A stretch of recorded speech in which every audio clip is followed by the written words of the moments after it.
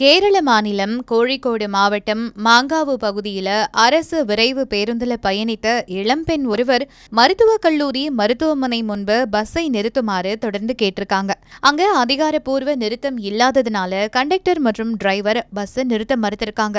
பலமுறை அந்த பெண் வற்புறுத்தி சொல்லியும் பஸ் நிறுத்தப்படாததுனால ஆத்திரமடைந்த அந்த பெண் கண்டக்டர் மற்றும் டிரைவரோட வாக்குவாதத்துல ஈடுபட்டிருக்காங்க.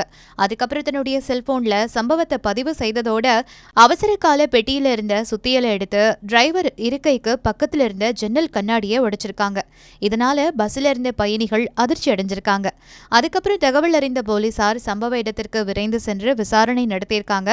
அப்போ கழிவறை செல்ல வேண்டிய அவசர நிலை காரணமாவே பஸ்ஸை நிறுத்த கேட்டதாகவும் அதுக்கு மறுப்பு சொன்னதுனால ஆத்திரத்துல கண்ணாடியை உடைச்சதாகவும் அந்த பெண் விளக்கம் கொடுத்திருக்காங்க. அதோட அவங்க தன்னுடைய செயலுக்கு மன்னிப்பு கேட்டதோட சேதத்துக்கான இழப்பீட வழங்க தயாரா இருக்கிறதாகவும் தெரிவிச்சிருக்காங்க.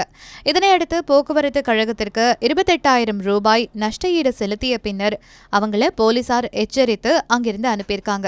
இந்த சம்பவம் பயணிகளால வீடியோவாக பதிவு செய்யப்பட்டு தற்போது சமூக வலைதளங்கள்ல வைரல் ஆகிட்டு வருது.